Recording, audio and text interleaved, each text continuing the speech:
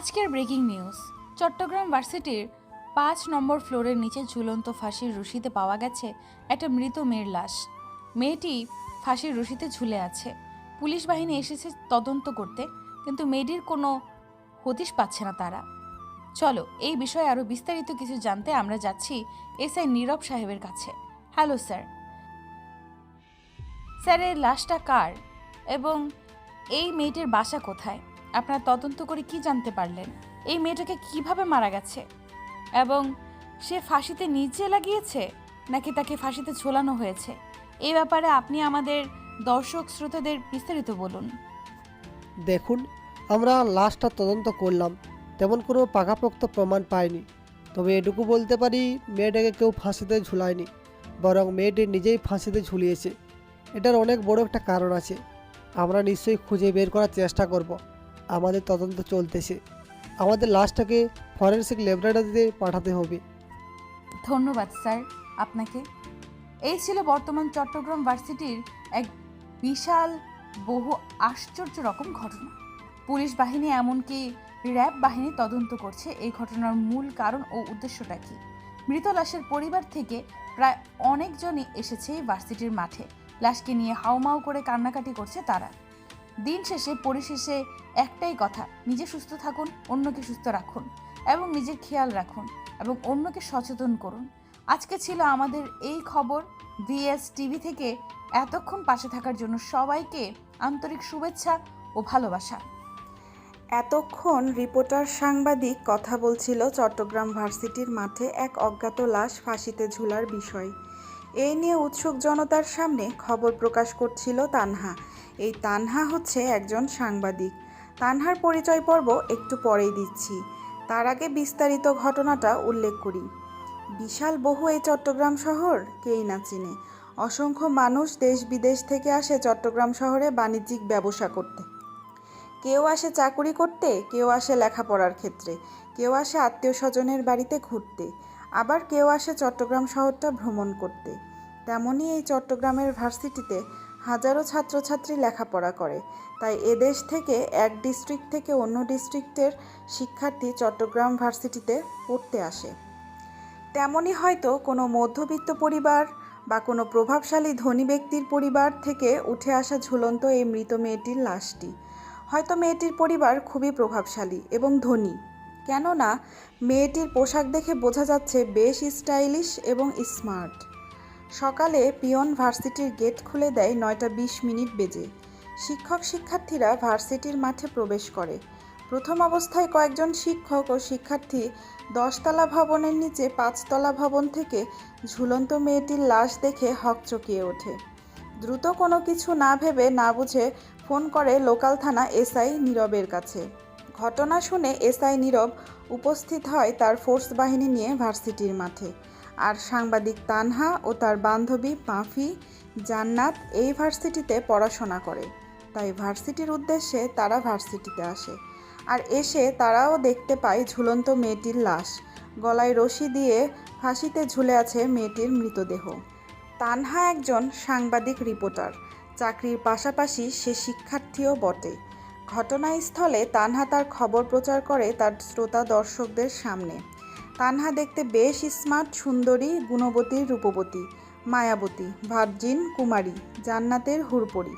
ঠোঁটের নিচে ছোট্ট একটা তিল, ঠোঁটে লেগে আছে অসম্ভব মুচকি হাসি, চোখগুলো টানা টানা, চোখের পাতাগুলো খুবই পাতলা, চোখের ভ্রুগুলো অসম্ভব ঘন কালো ও চিকন আকৃতির, চোখগুলো অসম্ভব সুন্দর ও মায়াবী, চুলগুলো বেশ স্টাইলিশ, সিল্কি, কোমরের একটু উপরে উঠানো, চুলগুলো বেশ স্টাইল করে খোপা বাঁধা। ভার্সিটির ছেলেরা তানহা বলতে পাগল, কিন্তু তানহা কাউকে পাত্তা দেয় না। তানহার একটাই স্বপ্ন, সে বড় হবে আর ওই রাতের রাজা ভিএস ভিক্টরকে ধরা তার প্রথম লক্ষ্য। তানহার বাবা একজন সেনাবাহিনীর প্যারালাল কমান্ডো, উচ্চপদস্থ দক্ষ অফিসার। তানহার মা পেশায় একজন প্রিন্সিপাল ভার্সিটির। আপাতত তানহার এটুকুই পরিচয় থাক। ভার্সিটির মাঠ থেকে মেয়েটির মৃত লাশ নিয়ে যাওয়া হয় ফরেনসিক ল্যাবরেটরির উদ্দেশ্যে। ভার্সিটিতে হঠাৎ করে এমন ঘটে যাওয়া ঘটনাতে শিক্ষকরা জানিয়েছে ভার্সিটিতে আজকে তেমন কোনো ক্লাস হবে না। তাই যে যার মতো ভার্সিটি থেকে রওনা দিয়েছে বাড়ির উদ্দেশ্যে। আবার কিছু ছাত্রছাত্রী ভার্সিটির মাঠে আড্ডা দিচ্ছে।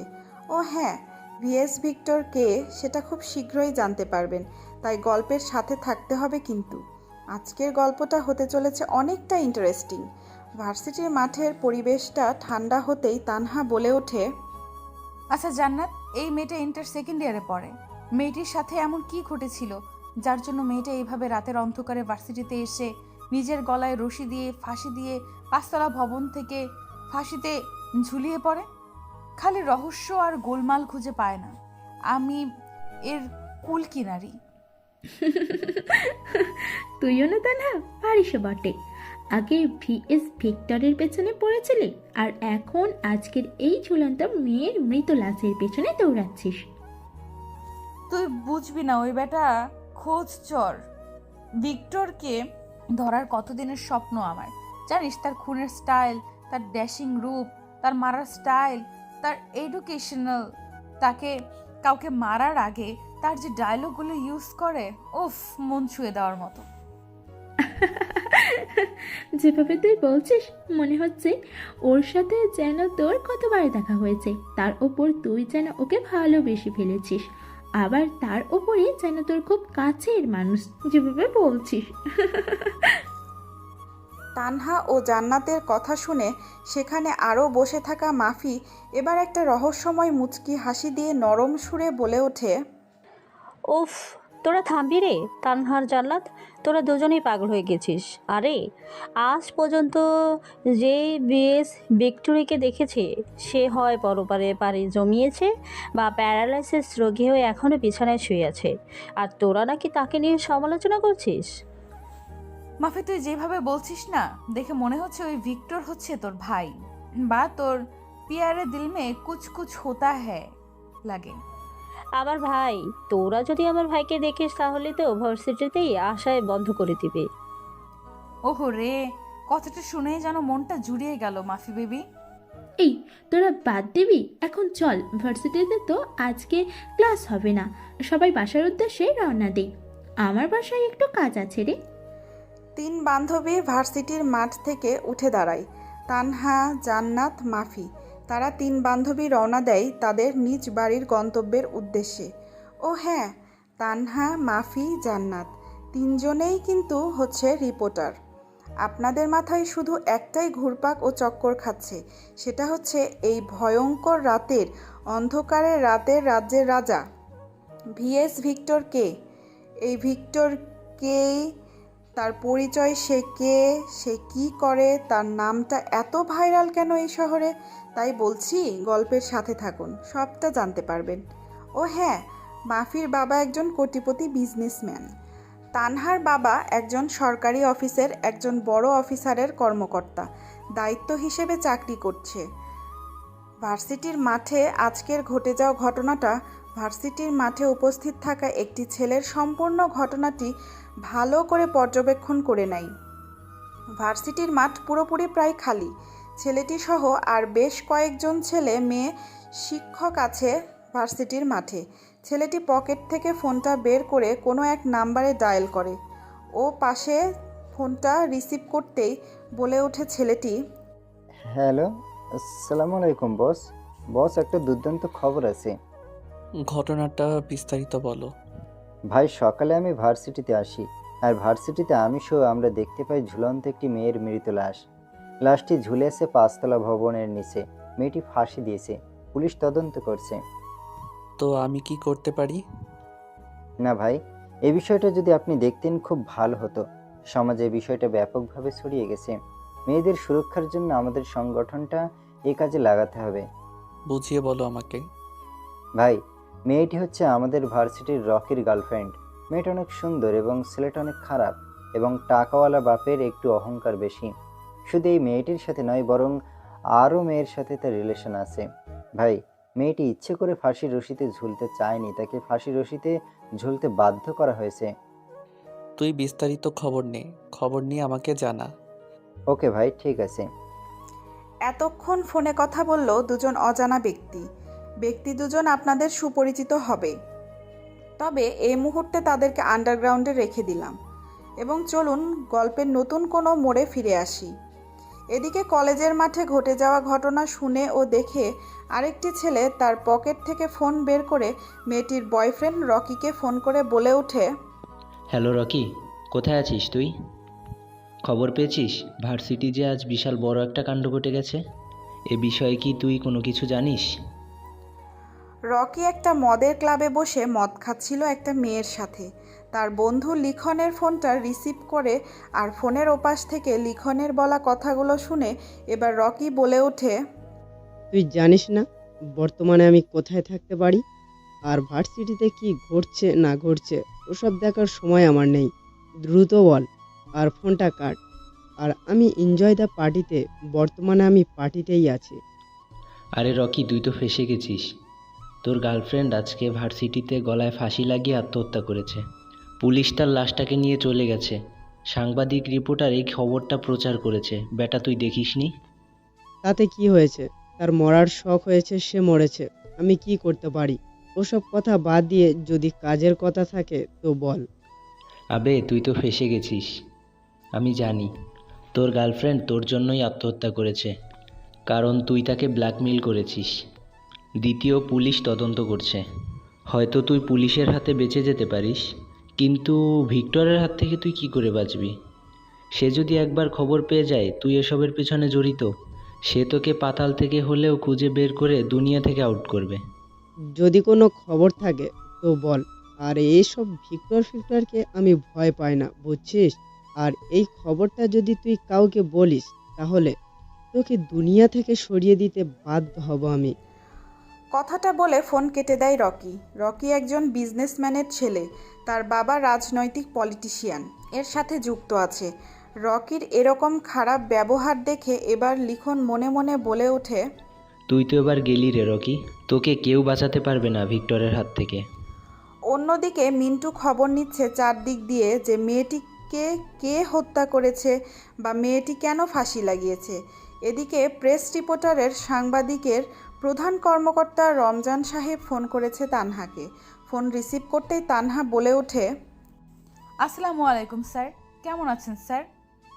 ওয়ালাইকুম আসসালাম, আমি ভালো আছি।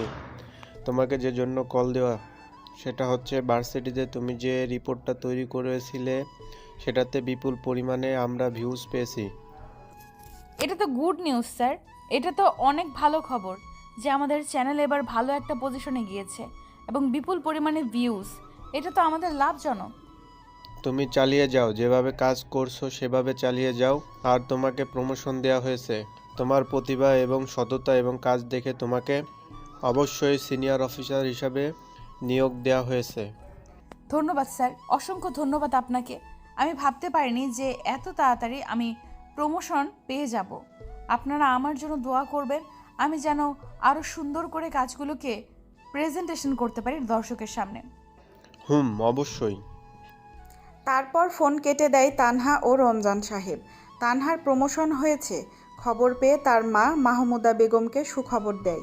সাথে তার বাবা প্যারালাল কমান্ডো বাহিনীর প্রধান কর্মকর্তা শামসুল সাহেবকে। মেয়ের মুখে এমন সুখবর শুনে তারাও ভীষণ খুশি হয়েছে।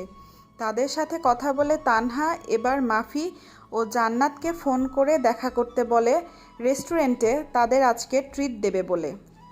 দেখতে দেখতে দুপুর হয়ে বিকেল হয়ে যায়। বিকেলে তানহা জান্নাত বেরিয়েছে একটা রেস্টুরেন্টের উদ্দেশ্যে। এদিকে মিন্টু অনেক খোঁজ খবর এবং খবরাখবর খোঁজাখুঁজির পরে জানতে পেরেছে যে এসবের পেছনে রকির হাত আছে। মেয়েটা ফাঁসি লাগিয়েছে একমাত্র রকির কারণে, কারণ রকি তাকে ব্ল্যাকমেল করেছিল কোনো এক ভিডিওর কারণে। খবরটা পেয়ে দ্রুত এসে ফোন বের করে সেদিনের সেই নম্বরে ডায়াল করে।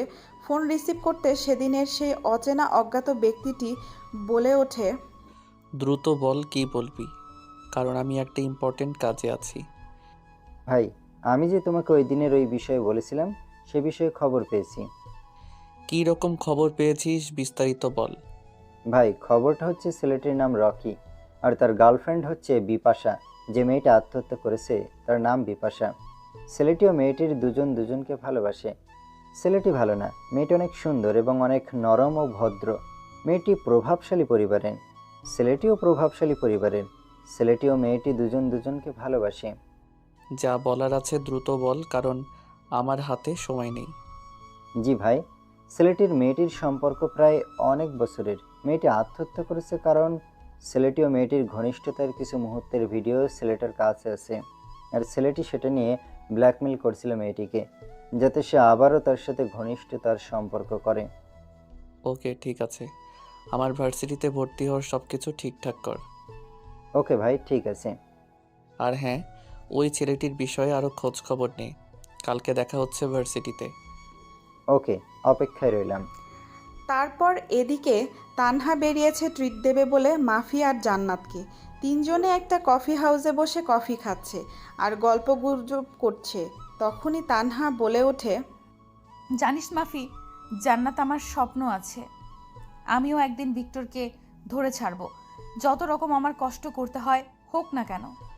দেখ, তাকে ধরতে গিয়ে আবার তুই নিজেই বিপদে পড়িস না, কারণ সে খুব হিংস্র আর হায়না এবং ভয়ঙ্কর। তুই তো আমাদের কথা শুনবি না? যেহেতু তুই তাকে ধরতে চাচ্ছিস, বলতে তার সাথে দেখা করতে চাচ্ছিস, সেক্ষেত্রে নিজের সুরক্ষার কথা ভেবেই তার সাথে দেখা করবে। আরে আমার তেমন কিছুই হবে না। আর ওই ভিক্টর নির্দোষ মানুষদের কিছুই করে না, ও শুধু অপরাধীদের শাস্তি দেয়। তাই তো সরকারও তাকে ধরার সাহস করে না। তারপর তিন বান্ধবী অনেক খোশ গল্প ও আড্ডা দিয়ে যে যার বাড়ির উদ্দেশ্যে চলে যায়। দেখতে দেখতে রাত হয়ে যায়। রাত পেরিয়ে প্রায় মধ্যরাত। লিখন আবারও ফোন দেয় রকিকে। রকি ফোন রিসিভ করতেই বলে ওঠে, তোকে বলেছি না তুই আমাকে আর ফোন করবি না ওই বিষয়ে। সে মরে গেছে, তাতে আমার কি? দেখ, আমি তোকে বারবার সাবধান করছি। ভিক্টর কিন্তু অনেক ভয়ানক একজন মানুষ। সে মানুষ খুন করতে দুবার ভাবে না। আমি এটাও জানি সে ফোনে প্রভাবশালী এবং ক্ষমতাশালী। সে যদি জানে তুই এসবের পিছনে আছিস, তোকে মেরে ফেলবে। আমাকে মারবে, তাতে তোর কি রে? আর যদি এই বিষয়ে তুই একটাও কথা বলিস, তো এরপরে ডেড বডিটা তোর পড়বে নেক্সট টাইম। কথাগুলো বলে ফোন কেটে দেয় রকি। এটা দেখে লিখন বলে ওঠে মনে মনে, আরে পাগলা, পাগলও নিজের ভালোটা বুঝে, কিন্তু তুই বুঝলি না। সেই অচেনা ব্যক্তিটা ভিক্টর ঘরে বসে ল্যাপটপ ওপেন করে কি যেন ঘাটাঘাটি করছে আউটসাইডের সাইবার ওয়ার্ল্ডে, এবং তাদের সাথে যেন কি চ্যাট করছে। তখনই তার ফোনে ফোন আসে। ফোন রিসিভ করতেই দেখে মিন্টু ফোন দিয়েছে। ফোন রিসিভ করতেই বলে ওঠে, ভাই, কলেজের সব কিছু রেডি করা আছে, আপনি শুধু কলেজে আসবেন আর আপনার খেলা দেখাবেন। ভার্সিটিতে আমার ফুল সিকিউরিটির ব্যবস্থা কর। কালকে আমি যাচ্ছি এক অন্যরকম ছদ্মবেশে। এই বলে ফোন কেটে দেয় সেই ভিক্টর নামের অজানা আগন্তুকটি। ও হ্যাঁ, চলুন তাহলে এই ভিক্টর নামের অজ্ঞাত অচেনা ব্যক্তিটার পরিচয়টা আপনাদের সামনে খোলাসা করে দেই। এই ভিক্টর হচ্ছে খুবই ভয়ানক একটি ব্যক্তি। ভিক্টরের নাম হচ্ছে সেলিম রেজা। অনেক প্রভাবশালী ঘরের একটি ছেলে। নিজের কোটি কোটি টাকার বিজনেস আছে। পরিবারে মা আছে, বোন আছে এবং বাবা আছে। তবে সেলিম রেজা বলে শুধুমাত্র তাকে ভদ্র সমাজের ভদ্রলোকেরাই তাকে চিনে, স্যুটবুট পরিহিত লোকেরা। আর ভিএস ভিক্টর বলে চিনে তাকে অন্ধকার জগতের কালো দুনিয়ার কালো রাত্রের রাতের রাজা ভিক্টরকে কালোবাজারের সব ব্যবসায়ীরা। তারা জানে এই ভিক্টর কে, কি তার পরিচয়। ভিক্টরকে আজ পর্যন্ত যেই দেখেছে, হয় সে অন্ধ হয়েছে অথবা পৃথিবী থেকে চলে গেছে, আর না হয় কথা বলার ভারসাম্য হারিয়ে ফেলেছে। সেলিম রেজা যে এত বড় একজন কুখ্যাত সন্ত্রাসী, এটা তার ফ্যামিলি জানে, অথচ তার পুরো ফ্যামিলি তাকে সাপোর্ট করে, কারণ সে সৎ ও নীতিবান ব্যক্তি। আপাতত ভিক্টরের পরিবার ও ভিক্টর সম্বন্ধে এটুকুই থাক। বিস্তারিত জানতে গল্পের সাথে থাকুন। চলুন গল্পে ফিরে আসি। পরদিন সকালে বাড়ি থেকে রেডি হয়ে বেরিয়ে পড়েন সেলিম রেজা। চলে আসে বাংলোর ভেতরে। তারপর একটা রুমে প্রবেশ করে। তারপরে নিজের মতো করে রেডি হয়ে বেরিয়ে পড়েন। সকাল 9টা বাজে। ভার্সিটির মাঠে হাজার হাজার ছাত্রছাত্রী উপস্থিত হয়েছে। কেউ কেউ ক্লাসের দিকে রওনা দিচ্ছে, আবার কেউ আড্ডা দিচ্ছে ভার্সিটির মাঠে। হঠাৎ করে সকলের চোখ যায় গেটের দিকে। গেটের ভেতর দিয়ে প্রবেশ করে আসছে কোনো একটি ছেলে, মাথায় চপচপ করে খাঁটি সরিষার তেল দেয়া। শার্টটা বেশ ময়লা, সাদা রঙের টি শার্টটা শরীরের সাথে লেপ্টে আছে ঘেমে, শরীরটা একাকার। চুলগুলো উস্কো খুস্কো, পরনে থাকা ঢিলেঢালা প্যান্ট ও শার্ট। পায়ে হেঁটে প্রবেশ করছে কলেজের মাঠে। সবাই এক দৃষ্টিতে তাকিয়ে আছে ছেলেটির দিকে, যেন ছেলেটি দেখতে একদম জোকার। ছেলেটির মাথা নিচু করে কলেজের মাঠ পেরিয়ে সোজা চলে যায় প্রিন্সিপালের রুমে। প্রিন্সিপালের সাথে কথাবার্তা বলে আবার চলে আসে ভার্সিটির সেই মাঠে। সবাই যেন তাকেই দেখছে, এ যে এক সার্কাস চলছে। ছেলেটি কারো দিকে না তাকিয়ে কোনো কথা না বলে চলে যায় ক্যাম্পাসের এক কোণে। তখনই সেখানে আবির্ভূত হয় রকি, লিখন, সাথে ওদের দলবলের ছেলেপেলেগুলো। ক্যাম্পাসের সেই জায়গাগুলোতে বসে পড়ে, নিজেদের মধ্যে কথা বলতে থাকে। এদিকে মিন্টু ভার্সিটিতে এসেছে আর দেখে তাদের বস সেলিম রেজা ওরফে ভিএস ভিক্টর কলেজের মাঠে উপস্থিত হয়েছে। ভার্সিটির ক্লাস শুরু হওয়ার সময় হয়ে গেছে, তাই যে যার মতো ভার্সিটির ক্লাসরুমে যাচ্ছে। মিন্টু ধীর গতিতে এগিয়ে আসে ভিক্টরের দিকে। তখনই গাড়ি নিয়ে ভার্সিটির মাঠে উপস্থিত হয় মাফি। মাফি গাড়ি পার্কিং করে যখনই তার নিজের ক্লাসরুমে যাওয়ার উদ্দেশ্যে পা বাড়াবে, তখনই তার চোখ যায় ক্যাম্পাসের মধ্যে বসে থাকা সেই হাবাগোবা ছেলেটির দিকে। মাফি হা করে এক দৃষ্টিতে তাকিয়ে আছে ছেলেটির দিকে। ছেলেটিরও চোখ পড়ে যায় মাফির দিকে। মাফি কোনো কিছু না ভেবে গুটি গুটি পায়ে এগিয়ে আসে ভিক্টর নামের সেই ছেলেটির কাছে, এসে উপস্থিত হয়। এদিক থেকে মিন্টু যা ছিল ভিক্টরের কাছে, যখনই দেখল মাফি ভিক্টরের কাছে যাচ্ছে, তখনই দুই পা পিছিয়ে যায়। মাফি গিয়ে বলে ওঠে, ভাইয়া তুই এখানে এইরকম হাবা গোবা ছদ্মবেশ স্টাইলে কেন এসেছিস? তোর এত কিছু আছে তারপরও তুই এরকম ড্রেস পরে এসেছিস? তুই কি আমার মান সম্মান খাবি? বোনের মুখে এই কথা শুনে ভিক্টর থতমত খেয়ে যায়। ভিক্টর কি বলবে কোনো কিছু ভেবে পায় না, তাই ভিক্টর বলে ওঠে, হাহা, দেখ এখানে আমি একটা কাজে এসেছি, তোর কোনো সমস্যা হবে না। আমি তো জানি তুই নিশ্চয়ই কাউকে খুন করার উদ্দেশ্যে এসেছে। তবে হ্যাঁ, খুব সাবধান থাকিস, কারণ আমার একটা বান্ধবীর নাম তাপমা, সে তোকে পাগলের মতো খুঁজে বেড়াচ্ছে। যাই করবে খুব সাবধানে। কেন, তোর বান্ধবী কি আমাকে ভালোবেসে ফেলেছে নাকি? বলতে গেলে তাই, আর না বলতে গেলে তোকে সে দেখতে চায়। ওকে। মাফি চলে যায়। সেলিম ওরফে ভিক্টর বসে আছে ক্যাম্পাসে। গুটি গুটি পায়ে এগিয়ে আসে মিন্টু আর বলে ওঠে, ভাই, আপনার পাশে যে ছেলেগুলো বসে আছে তাদের মধ্যে ওই ছেলেটির নাম রকি, আর তার পাশে ছেলেটির নাম হচ্ছে লিখন। দুজনেই অপরাধী এবং উচ্ছৃঙ্খল। ভার্সিটির পুরো ডিটেলস আমাকে দিয়ে দিস, যাতে আমার সুবিধা হয়। ওকে ভাই, ঠিক আছে। মিন্টু চলে যায় তার ক্লাসরুমে। এদিকে ছদ্মবেশী ভিক্টর যখনই তার নিজের ক্লাসরুমের উদ্দেশ্যে রওনা দিবে, তখনই সে পেছন থেকে শুনতে পায়, আচ্ছা রকি, তুই এমন কি ব্ল্যাকমেল করেছিলি যার জন্য মেয়েটা আত্মহত্যা করতে বাধ্য হলো? লিখন নামের ছেলেটির মুখে এ কথা শুনে দাঁড়িয়ে যায় ভিক্টর। লিখনের মুখে এরকম কথা শুনে এবার একটা হাসি দিয়ে উড়িয়ে দেয় কথাটি রকি, আর বলে ওঠে, আরে পাগল, অলওয়েজ চিল্ড। আমি চিল করতেই ভালোবাসি। ওকে শুধু ব্ল্যাকমেলই করেছি, জাস্ট একটা ভিডিও নিয়ে। ওর সাথে আমার অনেক দিনের অন্তরঙ্গ করার একটা ভিডিও ছিল, আর আমার ওকে একটু কাছে পেতে ইচ্ছে করছিল, তাই ভিডিওটা দেখে ব্ল্যাকমেল করেছিলাম, কারণ সে নিজে থেকে আর আসছিল না। তুই তো চাইলে আর অন্য মেয়ের সাথে এটা করতে পারতি, কারণ তোর তো মেয়ের অভাব নাই।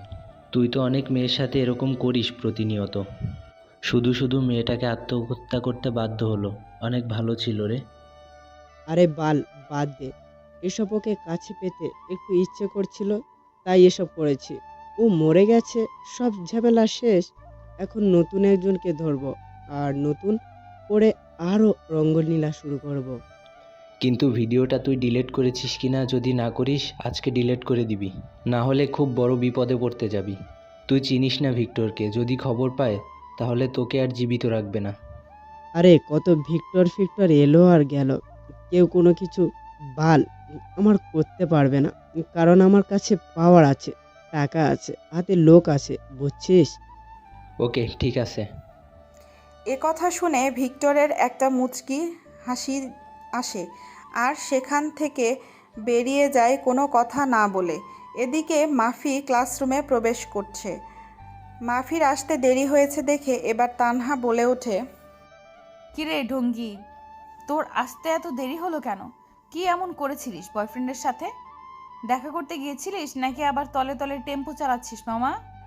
তানহা তুইও না। তুই কি ভেবেছিস আমি কিছু জানি না?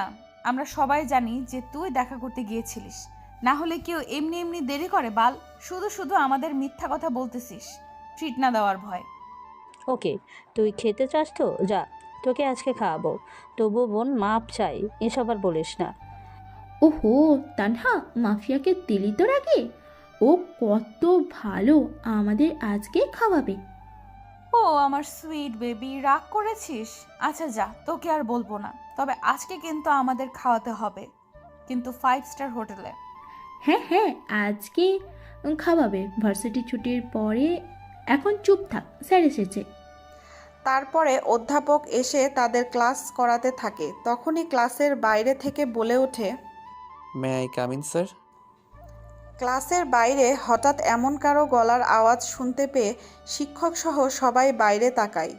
দরজার বাইরে দাঁড়িয়ে থাকা ছেলেটিকে দেখে সবাই উঠে দাঁড়ায়। হাঁ করে ছেলেটির দিকে তাকিয়ে আছে। ছেলেটি তাদের সবার এরকম তাকানো দেখে মাথা নিচু করে ফেলে। এবার অধ্যাপক সাহেব বলে ওঠেন, হু আর ইউ? কোথা থেকে আসছো? আর এখন কত বাজে? ক্লাসের সময় মেনটেন করতে চাও না তো ক্লাসে আসো কেন? Sorry sir. What sorry? তোমার পোশাক আশাক দেখে তো মনে হচ্ছে কোনো জঙ্গিবাজ এলাকার ছেলে। জঙ্গল থেকে উঠে এলে নাকি?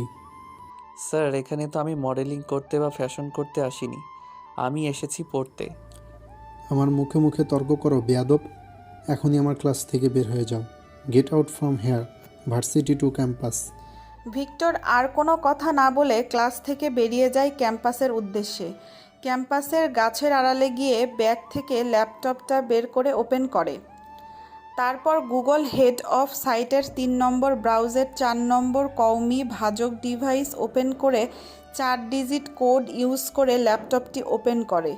এদিকে তানহা ছেলেটির এরকম অবস্থা দেখে বলে ওঠে, কোথা থেকে যে আসে এসব এই ভার্সিটিতে পড়তে? শুধু শুধু অপমান হচ্ছে। যেখানে তাদের যোগ্যতা নাই সেখানে আসে পড়তে কেউ?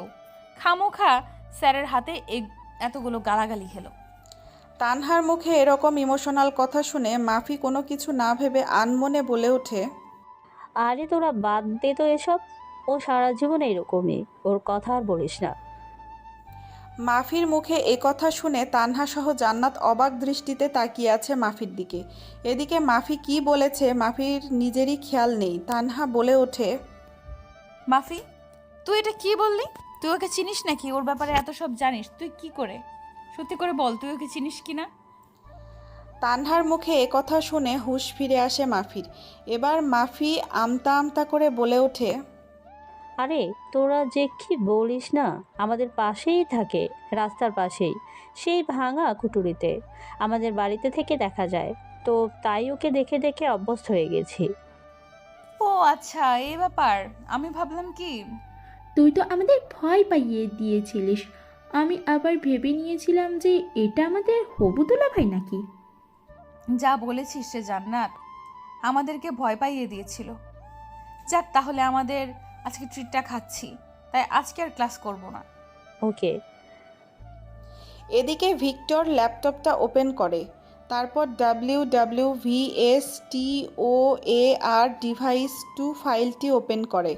তারপর নিজের ফোনটা বের করে 0599-এ ফোন করে ফোন পাওয়ার সাথে সাথে রাকিব ফোনটাকে রিসিভ করে আর বলে ওঠে, ভাই বলুন, কিভাবে আপনাকে সাহায্য করতে পারি? আমার সব রকম রেডি করা আছে, আপনি শুধু বলুন। তোকে একটা ফোন নাম্বার দিচ্ছি, এই ফোন নাম্বারটাতে ঢুকবি। ওকে ভাই, দেন, আমি এখনই ট্রাই করছি। ওর ব্রাউজে ঢুকবি, আমি ওর ফোনটাকে হ্যাক করব। ওর লোকেশন ট্র্যাক কর। ওকে ভাই, নাম্বার দেন, আমি এখনই সকল ইনফরমেশন আপনাকে দিচ্ছি। হুম, আর হ্যাঁ, ওর ফোনে জিপিএস অ্যাড করে দিবি। যাতে আমি ওকে হ্যাক করতে পারি এবং ট্যাগ করতে পারি। ওকে ভাই, ঠিক আছে। ভিক্টর ব্যানার্জি ওপেন করে তারপর ফোন করে মিন্টুকে। মিন্টু রিসিভ করতেই বলে ওঠে, ভাই বলুন। শোন, ওই রকি আর লিখনের ফোন নাম্বার আমার ব্রাউজিং DW ওয়েবসাইটের দ্রুত পাঠা। ওকে ভাই, আমি এক্ষুনি DW অফসাইটে ফোন নম্বর দুটি পাঠিয়ে দিচ্ছি, আপনি চেক করে নিন। ওকে দ্রুত পাঠা, আমি ব্রাউজিংয়ে প্রবেশ করেছি। ও হ্যাঁ, আপনারা কিছুই বুঝলেন না তাই তো? রাকিব হচ্ছে ভিক্টরের ডান হাত। সাইবার ওয়ার্ল্ডের সব কিছু দেখাশোনা করে রাকিব, আর মিন্টু বাইরেরটা সামলায়। আর গল্পের মাঝে একটা কথা বলতে ভুলে গেছি, সেটা হচ্ছে মাফিয়ার ভিক্টর ওরফে সেলিম রেজা, এরা দুই ভাই বোন। সেলিম বিশাল বড় কোটিপতি বিজনেসম্যান, সাথে সমাজসেবক ন্যায়পরায়ণ ভিক্টর। তো আপনাদের সামনে নিশ্চয়ই ক্লিয়ার হয়ে গেছে। নাম্বার দুইটা আউটসাইডের DWMPSI নামক একটা ফাইল তৈরি করে পাঠিয়ে দেয় রাকিবের কাছে।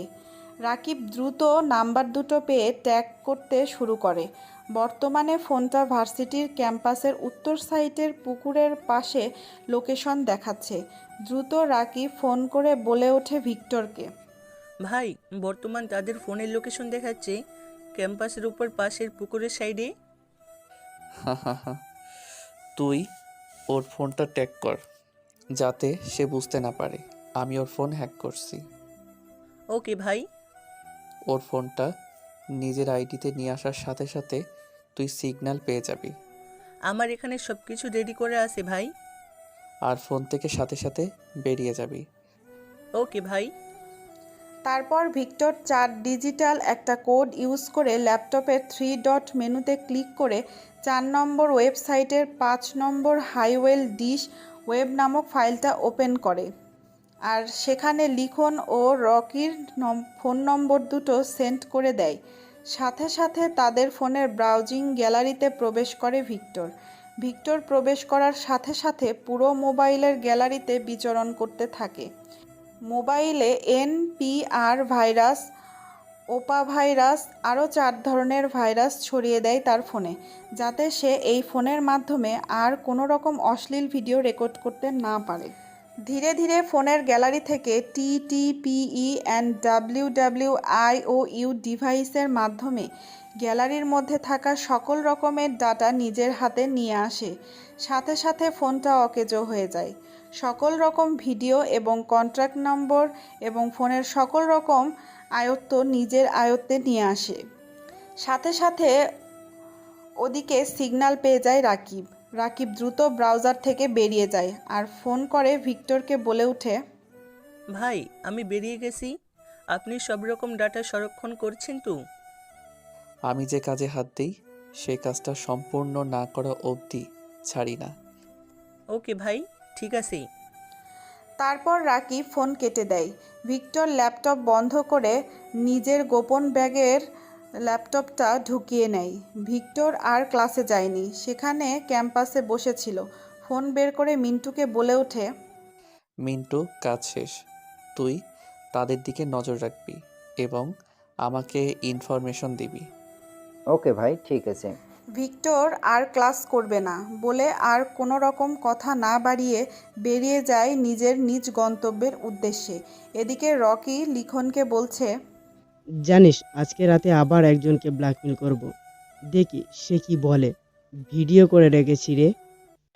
দেখ, এমনি তুই অনেক বড় অপরাধ করছিস, বিভিন্ন খারাপ কাজের সাথে যুক্ত আছিস, সাথে আমিও। আবার তুই এসব করছিস, মানে তুই নিজের কবর নিজেই খুঁড়েছিস। এসব বলে তারাও ভার্সিটির ক্যাম্পাস থেকে বেরিয়ে যায় ধীরে ধীরে। ক্যাম্পাস ছুটির দিকে ছাত্রছাত্রীরা যে যার মতো ক্লাস করছে, না করলে যে যার মতো বাড়ির উদ্দেশ্যে রওনা দিয়েছে। দেখতে দেখতে ভার্সিটির সময় শেষ হয়ে যায়। এদিকে তানহা, মাফি, এমনকি জান্নাত একটা রেস্টুরেন্টে গিয়েছে মাফির কাছ থেকে ট্রিট খাবে বলে। প্রায় 5 ধরনের খাবার অর্ডার করেছে। কাচ্চি বিরিয়ানি, সাদা পোলাও, জর্দা পোলাও, চিংড়ি মাছের ভুনা, ছাগলের কলিজা ভুনা, মাছের কলিজা, আরও নানান ধরনের খাবারের খানা। খাবারের এক পর্যায়ে তানহা বলে ওঠে, স্যার বলছি মাফি আজকে ট্রিটটা অসাধারণ দুর্দান্ত। জানিস কি, আমারও ইচ্ছা আছে ওই ভিক্টরকে যেদিন আমি নিজের সামনে দেখব এবং তার সাথে কথা বলবো, সেদিন তোদেরকে পেট পুড়ে খাওয়াবো। তুই যে আমাদের খাওয়াবি এটা আমরা দেখতে পাচ্ছি। তুই যে কত দিনে ধরিস আর কত দিনে যে খাওয়াস ততদিনে আমরাই না হয় খাওয়া হয়ে যাই। আরে পাগলি, ওই ব্যাটাকে আমি ধরেই ছাড়বো। চারদিকে আমি আমার খোঁচর লাগিয়েছি। জানিস আমার কত দিনের ইচ্ছা, তাকে আমি দেখব কি করে, তার সাথে কথা বলবো কি করে। জানিস তার সবচেয়ে আমার কোনটা ভালো লাগে? তার কথা বলার স্টাইল, তার হাঁটা চলার স্টাইল, তার খুন করার স্টাইল। হো, আই এম ইমপ্রেসড। হয়েছে রে হয়েছে, তানহা তুই থাম। যদি জানতে পারে তুই তাকে নিয়ে সমালোচনা করছিস তাহলে তোকে আগে বিয়ে করবে, তারপরে তোর সাথে ওই ভিক্টর কি করবে তুই নিজেও ভাবতে পারবি না। পরেরটা পরে দেখা যাবে, এখন যেটা হবে শুধু সেটা নিয়ে ভাব। আর হ্যাঁ, তোদেরকে আমি বলতে ভুলে গেছি, কালকে আমি দেখা করতে যাচ্ছি ওই অফিসার নীরবের সাথে। ভার্সিটিতে যে মেয়েটা ফাঁসি লাগিয়েছিল ওর রিপোর্টটা কি বেরিয়েছে সেটা জানার জন্য। তোরা কি যাবি? না রে, আমার যাওয়া হবে না, কারণ ভাইয়া সব জানতে পারলে ভীষণ বকা দেবে আমাকে। একদিন তোর ভাইকে আমার সাথে দেখা করাস। আর জান্নাত, তুই যাবি নাকি আমার সাথে দেখা করতে? না রে, আমিও যেতে পারবো না, কারণ তুই যাবি তোর সাংবাদিকতার রিপোর্টের জন্য, তুই যাবি তদন্ত করতে, আর আমি কি জন্য যাব? ওকে, ঠিক আছে, এখন তাহলে চল, কারণ কালকে আমায় আবার দেখা করতে হবে পুলিশ অফিসার নীরবের সাথে। ওই কেসটার ব্যাপারে কেন সে ফাঁসি লাগিয়েছে এটা নিয়ে অনেক তদন্ত করতে হবে এবং মানুষকে জানাতে হবে এর আসল সত্যি কাহিনীটা কি। ওকে, ঠিক আছে, চল। রেস্টুরেন্ট থেকে বেরিয়ে যে যার মতো বাড়ির উদ্দেশ্যে রওনা দেয়। তারপর তারা তাদের নিজেদের নিজ বাড়িতে পৌঁছে যায়। এদিকে ভিক্টর তার বাংলোতে এসে তার সাইবার ওয়ার্ল্ডের সিক্রেট রুমে প্রবেশ করে। সেখানে রাকিব বসে আছে আগে থেকেই। রাকিব ভিক্টরকে দেখে বলে ওঠে, ভাই, আপনার কথা মতো ভিডিওগুলো আমি আলাদা আলাদা করে রাখিছি। ওকে দাও, আমি ভিডিওগুলো দেখে একবার চেক করি। তারপর ভিক্টর ওরফে সেলিম রকির ফোন থেকে নিয়ে আসা হ্যাকিং করার সব ভিডিও একের পর এক দেখতে থাকে। এক পর্যায়ে সেলিমের একটি ভিডিওতে তার চোখ আটকে যায়। এক দৃষ্টিতে ভিডিওটার দিকে তাকিয়ে আছে। তার সামনে একদম পরিষ্কার হয়ে যায় মেয়েটি আত্মহত্যা কেন করেছিল। ভার্সিটির সে 5তলা ভবনের রশি দিয়ে। ভিডিওটাতে স্পষ্ট দেখাচ্ছে সেদিনের সেই মেয়েটি রকি অশ্লীল কিছু ভিডিও আর এই ভিডিওগুলোর মাধ্যমেই ব্ল্যাকমেল করছিল রকি মেয়েটিকে। মেয়েটি কোনো কিছু উপায় না পেয়ে আত্মহত্যাটাই বেছে নেয়। পৃথিবীর এই মায়াটাকে ছেড়ে চলে যায় দূর আকাশের সেই তলদেশ পাতালে। ভিক্টরের এসব দেখে মাথায় আগুন চড়ে যায়। চোখগুলো লাল রক্তবর্ণ ধারণ করেছে। তবুও নিজের রাগটাকে কন্ট্রোল করে একের পর এক ভিডিও দেখতে থাকে। প্রায় 10 থেকে 15টা মেয়ের ভিডিও তার সাথে করে রাখা হয়েছে, যেগুলো দিয়ে ব্ল্যাকমেল করে খুব সহজে মেয়েগুলোকে আজকেও সে একই কাজ করতে যাচ্ছে।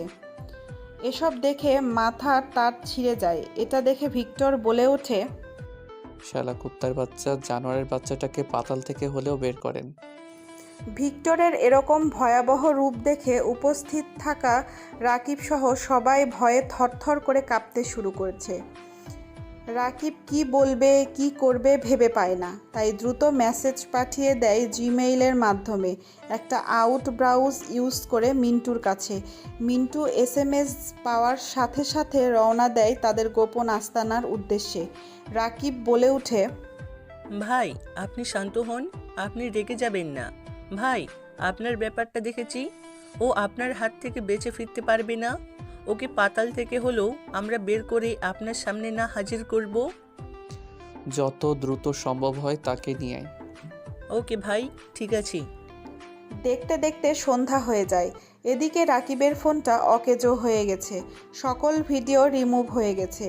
এটা নিয়ে রকি বেশ টেনশনে আছে। রকি লিখনকে জানালে লিখন বলে এটা একমাত্র ভিক্টরের কাজ।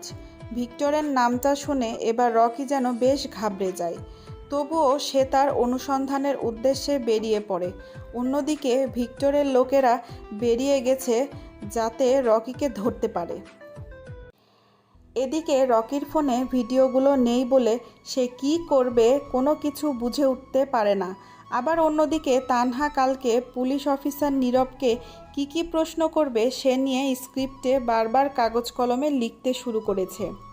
ওইদিকে আবার অফিসের সাইবার অর্থাৎ অফিসের সিকিউরিটি সাইবার ঘুরে ঘুরে চেক করছিল এতক্ষণ ভিক্টর। তখনই ভিক্টরের ফোনের মেইল বক্সে একটি মেসেজ আসে। মেসেজটি করেছে তার অফিসের পিএ সীতা। দ্রুত মেসেজটা সেন্ড করেন ভিক্টর। তারই কিছুক্ষণ পরে সীতা ফোন করে ভিক্টরকে।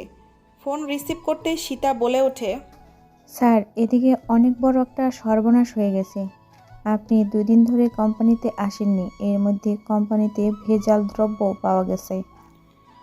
আনমনে কাজ করছিল ভিক্টর। সীতার কথা শুনে চমকে উঠে ভিক্টর দ্রুত তার সাইবারে প্রবেশ করে আর বলে ওঠে, ভেজাল দ্রব্য পাওয়া গেছে মানেটা কি?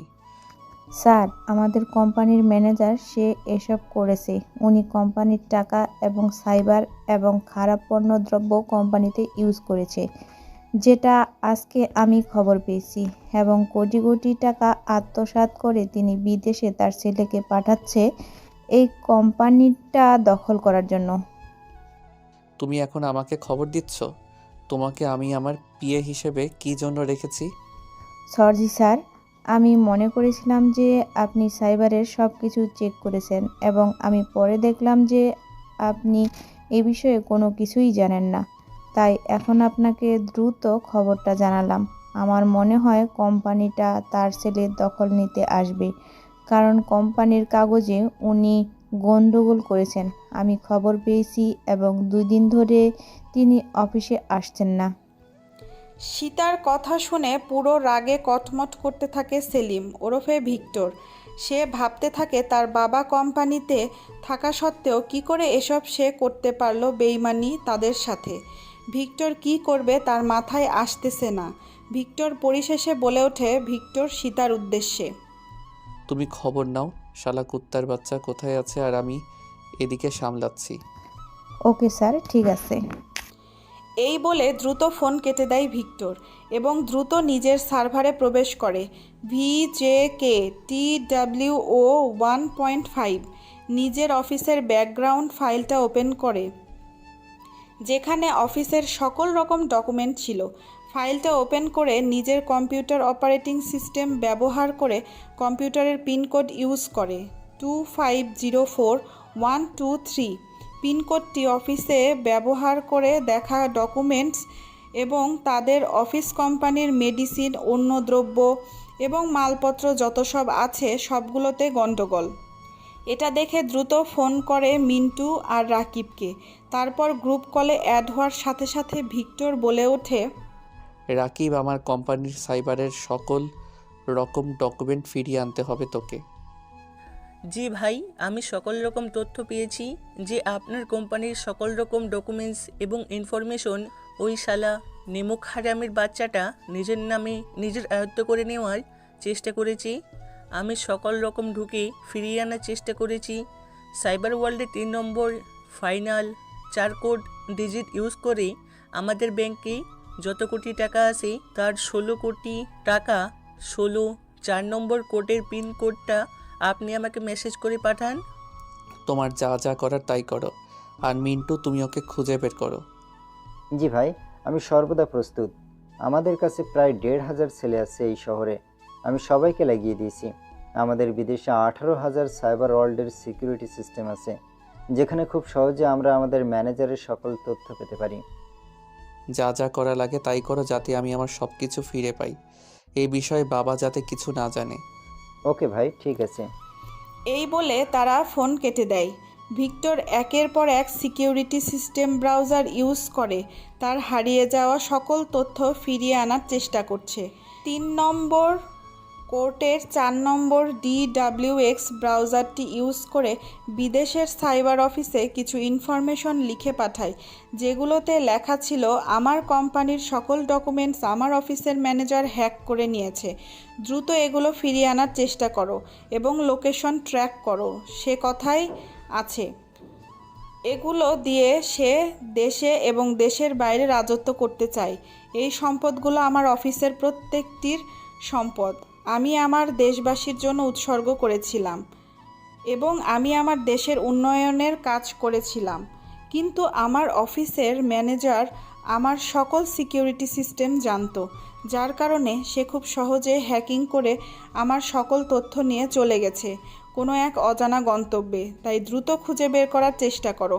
ভিক্টরের মেসেজটা পাওয়ার সাথে সাথে বিদেশে থাকা তার সাইবার ওয়ার্ল্ডের অফিসটা কাজ করা শুরু করে দিয়েছে, কিন্তু কোনো কিছু খুঁজে পাচ্ছে না।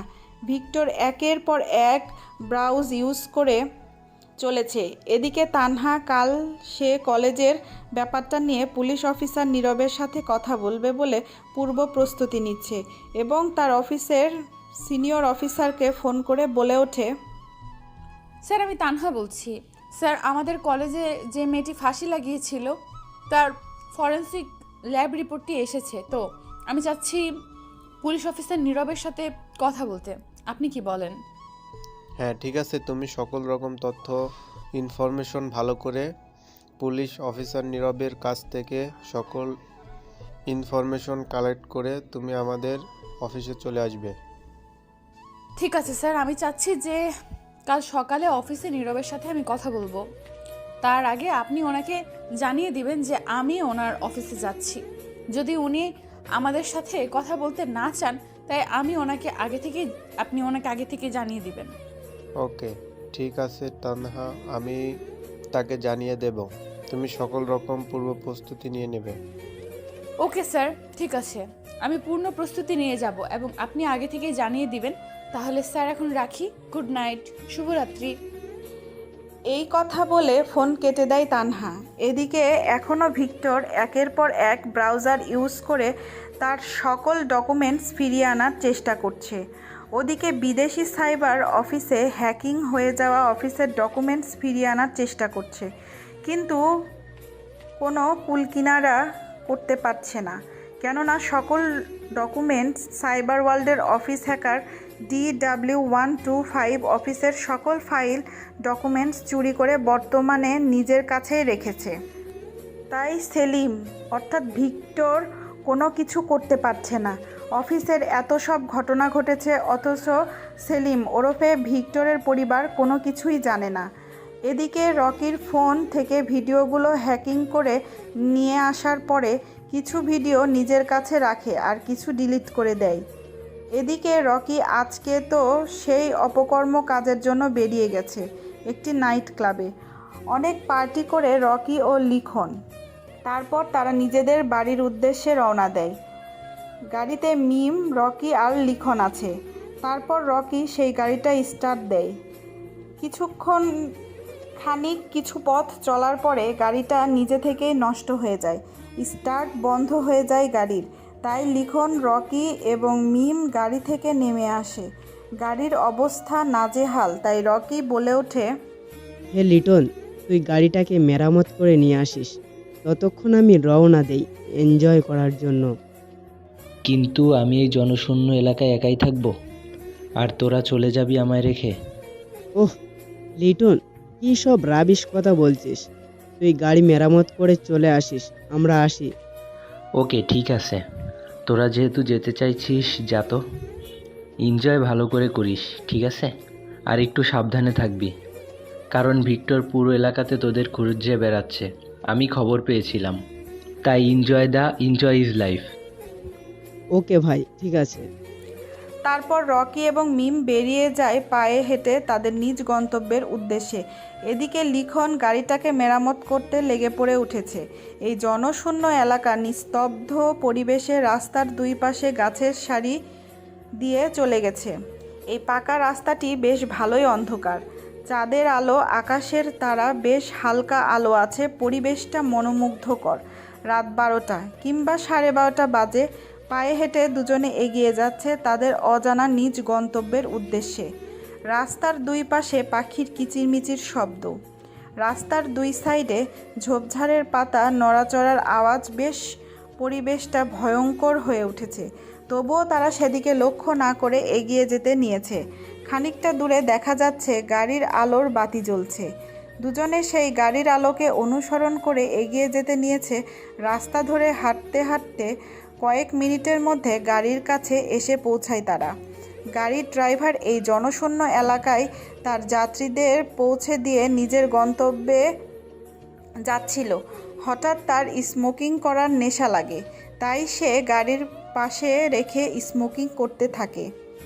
আর সেখানে রকি ও মিম পৌঁছে যায়। রকি বলে ওঠে, হে ড্রাইভার, আমাদের AIFC রোডে পৌঁছে দেবে, বিনিময়ে তোমাকে ডবল টাকা দেওয়া হবে। লোকটা হঠাৎ করে এমন কারো গলার শব্দ শুনতে পেয়ে পিছনে ঘুরে তাকিয়ে দেখতে পায় একটি ছেলে ও একটি মেয়ে দাঁড়িয়ে আছে। দেখে মনে হচ্ছে মাতাল অবস্থা, মদ খেয়েছে। এবার সেই গাড়ির লোকটি তাদের সামনে এগিয়ে এসে বলে ওঠে, না ভাই, এখন কোথাও যেতে পারবো না, কারণ আমি একমাত্র যাত্রীদের তাদের নিজ গন্তব্যে পৌঁছে দিয়ে আমি আমার নিজ গন্তব্যে রওনা দিয়েছি। তাই রাত 1টার দিকে আমি আর কোনো যাত্রীকে নিয়ে তাদের নিজ গন্তব্যের উদ্দেশ্যে যেতে পারবো না। রকি এই কথা শুনে একেবারে রেগে যায়। মনে হয় এখনই লোকটাকে জীবিত মেরে ফেলবে, এমন তার অবস্থা। তবুও নিজেকে একটু কন্ট্রোল করে রকি বলে ওঠে, দেখুন ভাই, আপনি এখান থেকে যেতে মিনিমাম 500 টাকা ভাড়া নেবেন দুজনের, ঠিক আছে? যেহেতু এই রাতে আপনি আর ভাড়া মারবেন না, কিন্তু সেক্ষেত্রে আমি আপনাকে 5000 টাকা দেব। তবুও কি আপনি আমাদের পৌঁছে দেবেন না আমাদের নিজের গন্তব্যের উদ্দেশ্যে? 5000 টাকা দেবেন? তাহলে তো যাওয়া যায়, তবে টাকাটা আমাকে অগ্রিম দিতে হবে, এবং আমি আপনাদের নিজ গন্তব্যে পৌঁছে দেওয়ার সাথে সাথে আপনারা গাড়ি থেকে নেমে যাবেন, কারণ অনেক সময় তাদের বাড়িতে পৌঁছে দাও মালপত্র, এসব আমার ভালো লাগে না। আপনারা নিজেদের মালপত্র নিজেরাই বাড়িতে ভেতরে নিয়ে যাবেন। ভাই, তোর গাড়িতে কোনো কিছুই নিয়ে যেতে হবে না, তুই শুধু আমাদের দুইজনকেই নিয়ে যাবি, আর তোকে কিছু করতেই হবে না। এই নে তোর 5000 টাকা। ওকে চলেন। যেতে 5000 টাকা দিচ্ছেন, আর আপনারা দুজন মাত্র, তাই পৌঁছে দিচ্ছি। আর এই রাতেই পাবনার কোথাও যাবেন? আসুন, গাড়ির ভিতরে বসুন, আর আপনাদের ঠিকানাটা বলুন। আমি আপনাদের নিজ গন্তব্যের উদ্দেশ্যে পৌঁছে দিয়ে আমিও আমার নিজ গন্তব্যের উদ্দেশ্যে বেরিয়ে যাব। তারপর লোকটি রকি আর মিমকে নিয়ে তাদের নিজ গন্তব্যের উদ্দেশ্যে বেরিয়ে পড়ে। এদিকে লিখন একাই গাড়ি ঠিক করতে লেগে পড়েছে। খানিকটা কিছু পথ যেতে না যেতেই মিম নামের সেই মেয়েটিকে রকি তার নিজের কোলে এনে বসায়। ড্রাইভার সব তার সামনে থাকা গাড়ির গ্লাসে দেখতে পাচ্ছে। এবার রকি মেয়েটির সাথে অশ্লীল কাজে মেতে ওঠে। রকি এরপর সারা শরীরে হাত দিতে থাকে। ড্রাইভার এসব দেখছে। তারা অশ্লীল কাজে লিপ্ত হয়ে যায় দুজনে গাড়ির ভেতরে। এবার ড্রাইভার গাড়ি ব্রেক করে দেয়। রকি বলে ওঠে, কি রে বেটা, তুই গাড়ির ব্রেক করলি কেন? গাড়িটাকে চালিয়ে যা। রকির এই কথা শুনে এবার গাড়ির ড্রাইভার বেশ রেগে যায়। বেশ জোরে চিৎকার দিয়ে গাড়ির ড্রাইভার এইবার রকির উদ্দেশ্যে বলে ওঠে, দেখ ভাই, তুই আমারে 5000 টাকা দিতে চেয়েছিস, আমি রাজি হয়েছি, তাই তোদের গাড়িতে নিয়ে তোদের নিজ গন্তব্যের দেশে পৌঁছে দিছি। কিন্তু আমার গাড়িতে এসব চলবে না, যেটা তোরা করছিস। আমি থাকতে আমার গাড়িতে কোনো রকম নোংরামো কাজ চলবে না। তোরা গাড়ি থেকে নেমে যা, কিভাবে যাবি সেটা তোদের ব্যাপার। আরে আমরা কি করছি না করছি এদিকে তুই কেন দেখছিস? তুই গাড়ি চালিয়ে যা, টাকা নিয়ে নিস প্রয়োজনে, তোকে আরও 5000 টাকা বেশি দেব, তবুও আমাদের নিয়ে চল। আর আমরা এদিকে কি করছি না করছি এটা দেখার তোর দরকার কি? তুই ড্রাইভারের মতো থাক।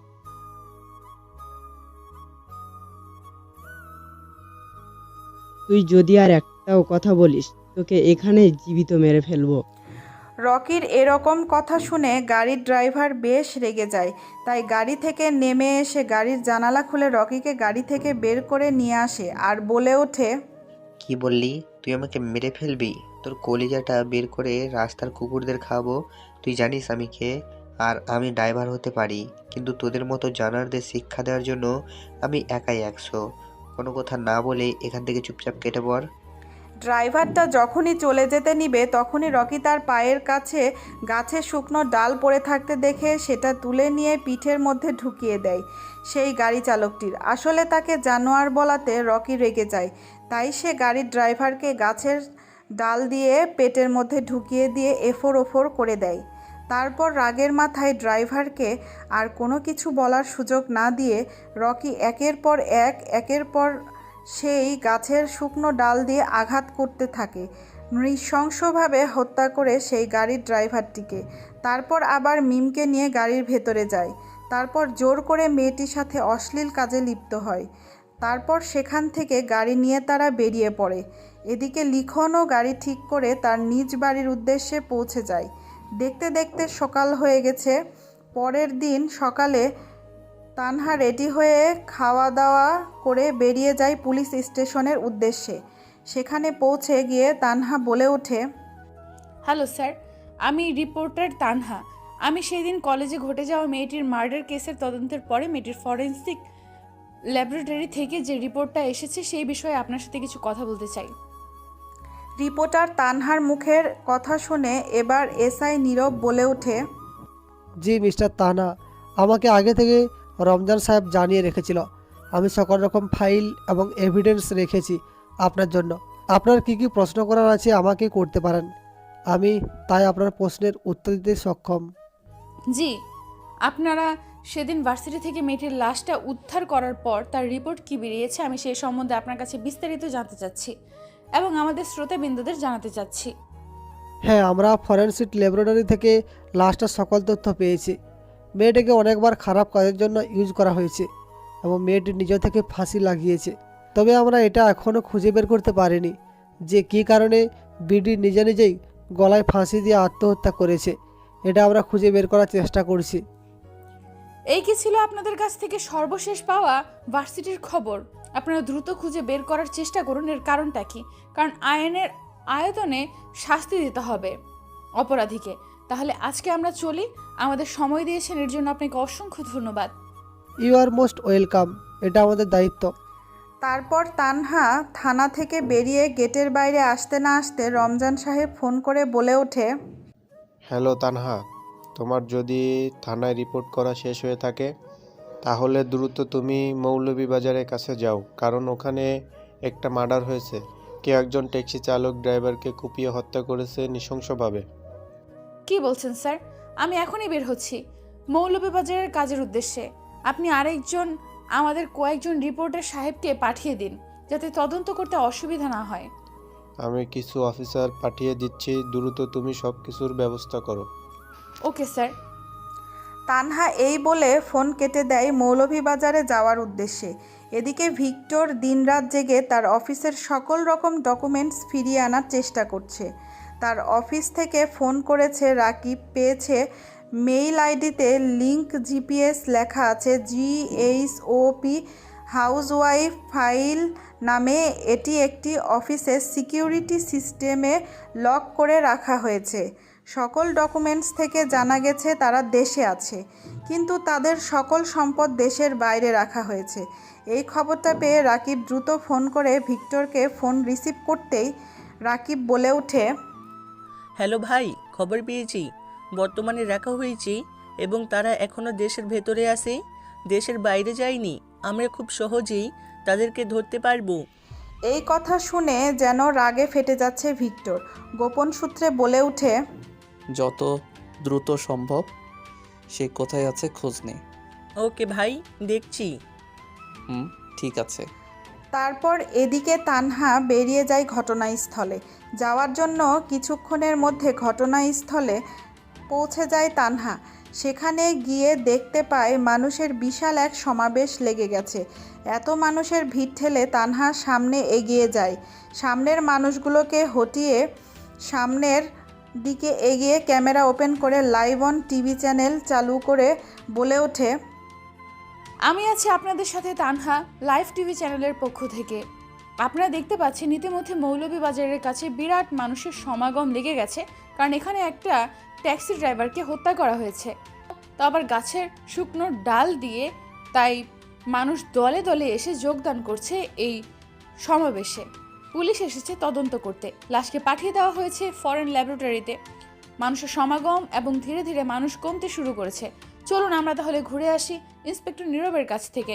হ্যালো স্যার, আপনাদের কি মনে হয় এই খুনটা কে করতে পারে?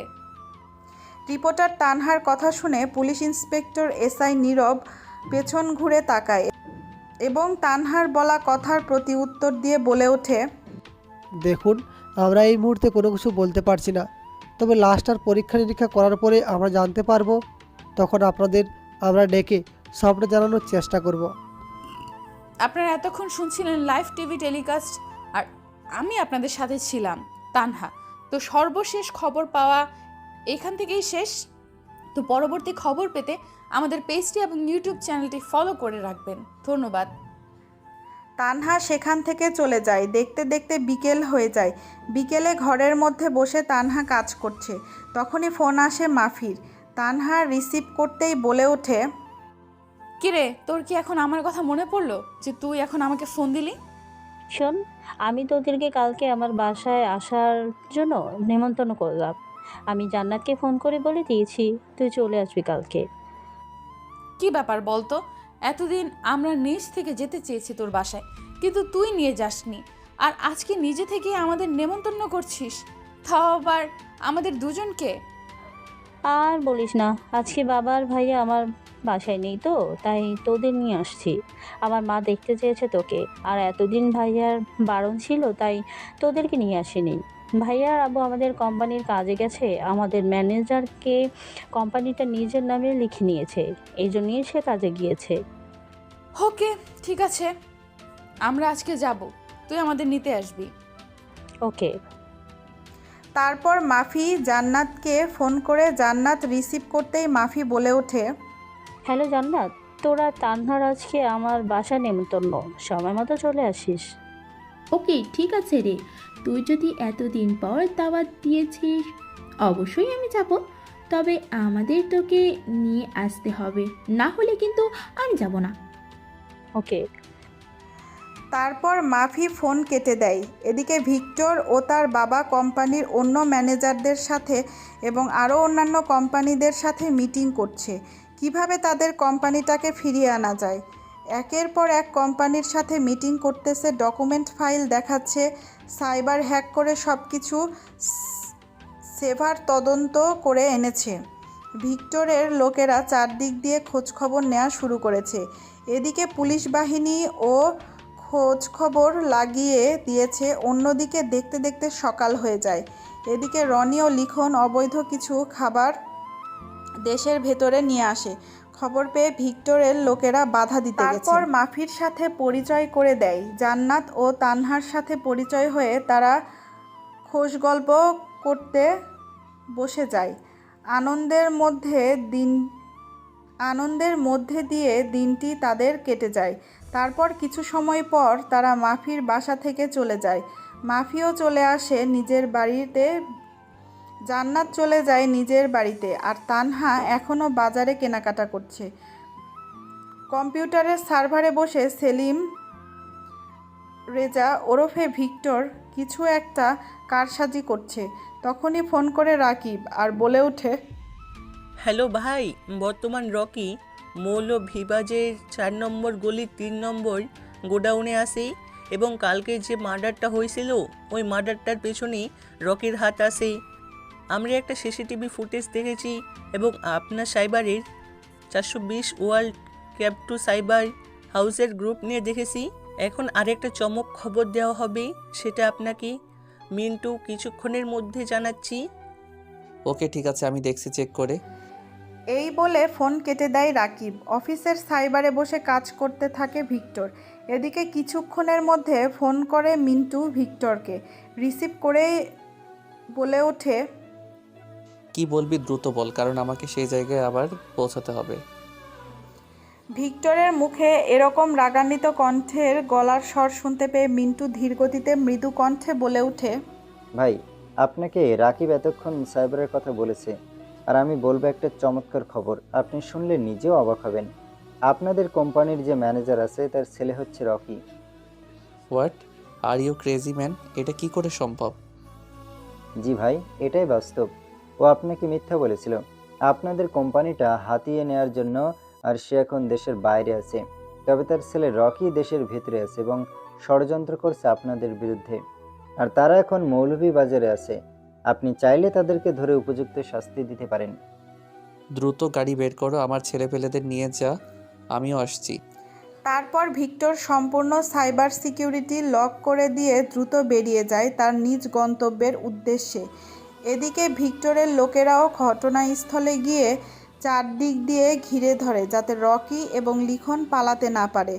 আর সেই বাজারে আছে তানহা, যার স্বপ্ন ছিল সেই দিন ভিক্টরকে সামনে থেকে দেখবে। তারা 4 নম্বর বোলের 5 নম্বর গোডাউনের ভেতরে কিছু খারাপ দ্রব্য মাল সাপ্লাই দেওয়ার চিন্তাভাবনা করছে। সে গোডাউনের দরজা ভেঙে ভেতরে প্রবেশ করে ভিক্টর সহ তার দলবল। ওই দিক দিয়ে যাচ্ছিল তানহা। কোনো কিছু ভাঙার শব্দে তানহা এগিয়ে আসে আর উকি দিয়ে দেখতে পায় গোডাউনের ভেতরে অসংখ্য লোক। তাই সে চুপচাপ একটা পিলারের কাছে আড়ালে গিয়ে সব কিছু শুনতে থাকে। ভিক্টর বলে ওঠে, শালা কুত্তার বাচ্চা, তোর সাহসে কি করে আমার কোম্পানি নিজের নামে করে নেয়ার? তানহা কিছু বুঝতে পারে না, চুপচাপ শুনতে থাকে কথাগুলো। ভিক্টরের এরকম ভয়ানক চিৎকার শুনে রকি সহ লিখন বেশ ঘাবড়ে যায়, প্রায় ঘাম ঝরতে শুরু করেছে।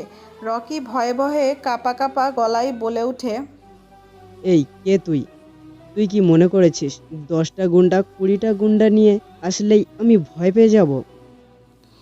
এই কথা শুনে ভিক্টরের মাথা যায় বিগড়ে। ভিক্টর কোনো কথা ছাড়াই পরপর বেশ কয়েকটা থাপ্পড় মারে। এতগুলো থাপ্পড় খেয়ে দাঁতের দাঁত কপাটি লড়ে যায়। রকির কয়েকটা দাঁত ভেঙে মুখ দিয়ে বেরিয়ে এসে ফ্লোরে পড়ে। এরকম থাপ্পড়ের শব্দ শুনতে পেয়ে ভয়ে চমকে ওঠে তানহা। রকির এরকম করুণ অবস্থা দেখে লিখন এবার ভয়ে ভয়ে বলে ওঠে, ভাই আমাদের ছেড়ে দিন, আমাদের ভুল হয়ে গেছে। রকি আপনাকে চেনে না যে আপনি একজন ভিক্টর, ভয়ানক মানুষ। আমরা ভুল করেছি, অন্যায় করেছি, পাপ করেছি। আমাদের এবারের মতো ছেড়ে দিন। ভিক্টর নামটা শুনে চমকে ওঠে তানহা। তানহা ভিক্টরকে দেখার জন্য মাথা বারবার উঁচু নিচু করতে থাকে। হালকা দেখতে পায়। তানহা সবটা দেখতে থাকে দূর থেকে। আড়ালে এবার ভিক্টর হাসতে হাসতে বলে ওঠে, হা হা হা, কি বললি তোকে ছেড়ে দেব? আজরাইল জান কবজ করতে আসলে ছেড়ে দেয় না, সাথে করে নিয়ে যায়। এই বলে তাদেরকে আর কোনো কিছু বলার সুযোগ না দিয়ে চোখের ইশারা দিতেই মিন্টু আর রাকিব গিয়ে লিখন ও রকিকে বেঁধে ফেলে। তারপর ভিক্টর একটা খাঁটি বের করে পরপর 4টা চোখ বন্ধ করে দেয়। চোখগুলোর মধ্যে কাঠি দিয়ে ঘুঁতা দেয়। সাথে সাথে তারা দুইজন যেন এক আত্মা ফাটানো গগন কাঁপানো চিৎকার দিয়ে ওঠে। তার এই চিৎকারে যেন পুরো বিল্ডিংটা ধসে পড়বে। চমকে উঠে তানহা ভয়ে ঘেমে একাকার। তবুও নিজেকে অনেক কন্ট্রোল করে তারপর আবার ভিক্টর বলে ওঠে, ছুরিটা দে আমাকে। সেলিম রেজা ওরফে ভিক্টরের মুখে এরকম কথা শুনে তানহা এবার কাঁপতে শুরু করেছে। তানহা গলা উঁচু করে দেখতে পায় ছেলে দুটির জিহ্বা বের করে রেখেছে। দুজন ছেলে আর ভিক্টর নামের সেই আতঙ্কবাদীটা পরপর জিহ্বা দুটা কেটে নেয়, যাতে তারা কথা বলতে না পারে এবং তারা যেন আর দেখতে বা এরকম অন্যায় করতে না পারে, সেজন্য তাদের চোখ অন্ধ করে দেয়। এরকম দৃশ্য দেখে তানহার হাত থেকে পাশে রাখা একটা লাঠি পড়ে যায়। কোনো কিছু পড়ার শব্দ শুনতে পেয়ে সবাই সেদিকে তাকায়। ভিক্টর মেয়েটিকে দেখে ফেলে আর মেয়েটি ভিক্টরকে দেখে ফেলে। মেয়েটি হলো তানহা। তানহা ভয়ে নিজের জীবন বাঁচানোর জন্য সেখান থেকে দৌড়াতে লাগে তার অজানা গন্তব্যের উদ্দেশ্যে। এদিকে ভিক্টর হাতের ইশারা দিতেই ভিক্টরের ছেলেপেলেগুলো মেয়েটির পিছনে অর্থাৎ তানহার পিছনে দৌড়াতে শুরু করে। তানহা দৌড়াতে দৌড়াতে দৌড়াতে দৌড়াতে এক পর্যায়ে পৌঁছে যায় মাফির বাসার সামনে। তারপর দারোয়ানের কাছ থেকে অনুমতি নিয়ে বাড়ির ভেতরে প্রবেশ করে। বাড়ির সামনে গিয়ে হাঁপাতে থাকে আর কলিং বেল বাজাতে থাকে। ভেতর থেকে মাফি এসে দরজা খুলে দেয়। মাফি তানহার এরকম অবস্থা দেখে মাফি বলে ওঠে, কিরে ধান্না, তোর কি হয়েছে? তুই এভাবে হাঁপাচ্ছিস কেন? তুই তো বাসায় গিয়েছিলিস, তাই না? প্লিজ আমাকে নিয়ে চলো ভেতরে, না হলে ওরা আমাকে মেরে ফেলবে। আমি ভিক্টরকে দেখে ফেলেছি খুন করতে, ওরা আমাকে ধাওয়া করছে। এটা শুনে মাফি তানহাকে বাড়ির ভেতরে নিয়ে গিয়ে সোফায় বসায়। তানহার এরকম অবস্থা দেখে মাফির মা এসে জল খাওয়ায় এবং অনেক সান্ত্বনা দিয়ে বোঝায়। মাফি একটু সাইডে গিয়ে ফোন করে ফোনের ওপাশ থেকে বলে ওঠে, কি হয়েছে দ্রুত বল, আমি একটা কাজে আছি। ভাইয়া শোন, যে মেয়েটাকে তোর লোকেরা ফলো করছে ওটা আমার বান্ধবী তান্হা, যার সাথে আমি তোকে বিয়ে দিতে চেয়েছিলাম। তুই তোর লোকদের মানা করে দে যেন আর এদিকে না আসে। তান্হা খুব ভয় পেয়েছে। ওকে ঠিক আছে, ওকে আমার লোকেরা ফলো করবে না। আর তোর বাড়ি আসার দরকার নাই আপাতত। শোন, ওর কাছে দেখ কোনো ভিডিও আছে কিনা আমার খুনের প্রমাণ হিসেবে। ওকে, দাঁড়া আমি দেখছি, যদি পাই তো আমি ডিলিট করে দিব। আর তোর বাড়ি আসার প্রয়োজন নেই, আপাতত ঠিক আছে। ওকে। তানহাকে অনেক বোঝানোর পরে তানহা একটু শান্ত হয়, তবুও ভয়ে কাঁপতে থাকে। এদিকে সেলিম রেজা ওরফে ভিক্টর তার লোকদের খোঁজখবর লাগিয়ে দেয় বর্তমানে তাদের কোম্পানির ম্যানেজার কোথায় আছে। এদিকে রকি ও লিখনকে নিয়ে চলে যায় মিন্টু ও রাকিব। এদিকে মাফি তানহার কাছে গিয়ে বলে ওঠে, আচ্ছা, তুই কি ওই ভিক্টরের কোনো খুনের ভিডিও করেছিস? যদি থাকে তো আমাকে দিয়ে দে, আমি দেখি। না না, আমি কোনো ভিডিও করিনি।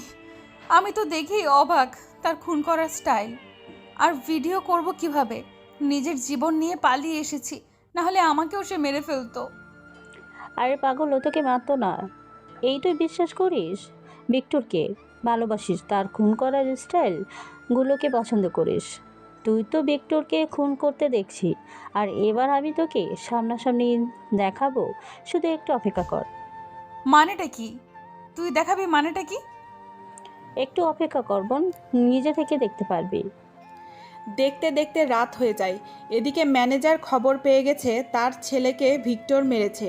তাই ম্যানেজার নিজের রাগটা ও ক্ষোভ মেটানোর জন্য দেশের বাইরে থেকে মাফিয়াদের ভাড়া করে নিয়ে আসে ভিক্টর ও ভিক্টরের পরিবারকে একেবারে শেষ করে দেবে বলে।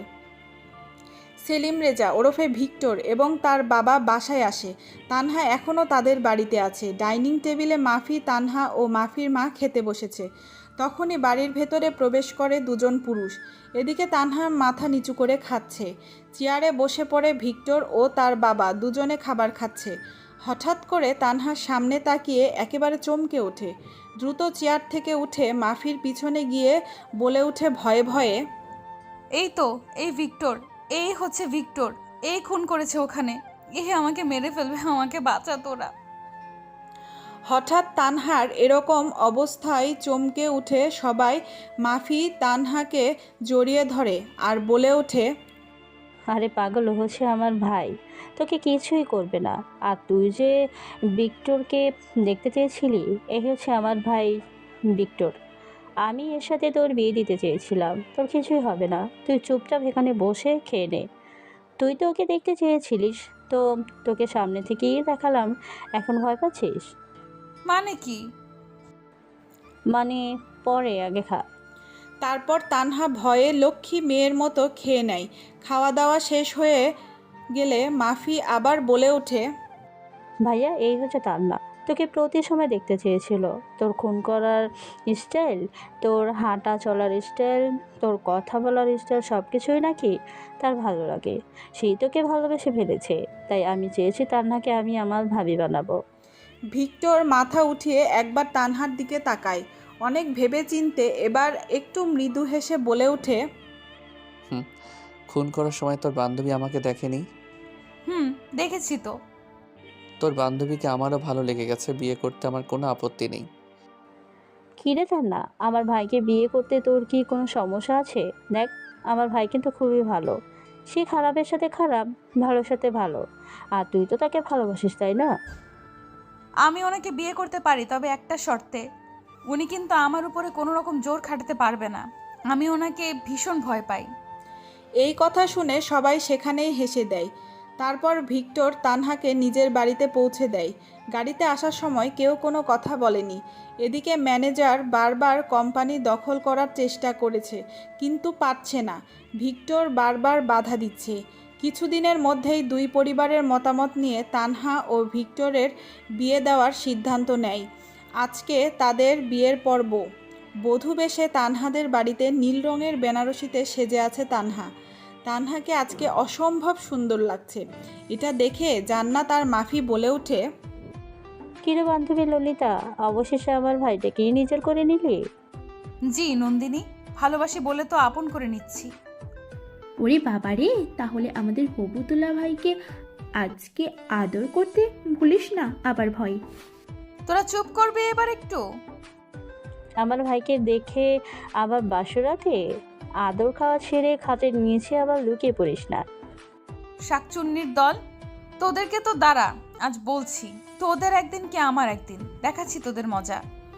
এভাবে দেখতে দেখতে তাদের বিয়ের পর্ব শেষ করে তানহাদের বাসা থেকে মাফিদের বাসার উদ্দেশ্যে রওনা দেয়। মাফিদের বাড়িতে পৌঁছে গিয়ে তানহা ও ভিক্টরকে মাফির মা বরণ করে তাদের ঘরে তুলে। ঘরের মধ্যে ভিক্টরের রুমে খাটের উপরে বধূ বেশে আছে তানহা। রুমের মধ্যে প্রবেশ করতে যাবে ভিক্টর, তখনই মিন্টু ফোন করে বলে ওঠে, হ্যালো ভাই, আপনি গোডাউনে দ্রুত চলে আসুন। আমরা ওই ম্যানেজার এবং তার দলের কয়েকটি ছেলেকে তুলে এনেছি আমাদের গোডাউনে। ওকে তোরা থাক, আমি এখনই আসছি। কিছুক্ষণের মধ্যেই পৌঁছে যায় গোডাউনে ভিক্টর। এদিকে তানহা অপেক্ষা করছে ভিক্টরের জন্য। অন্যদিকে ভিক্টর বলে ওঠে, কোনো কথা নয়, আমার কোম্পানির কাগজ ফিরিয়ে দে আর নিজের জীবন নিয়ে চলে যা এখান থেকে।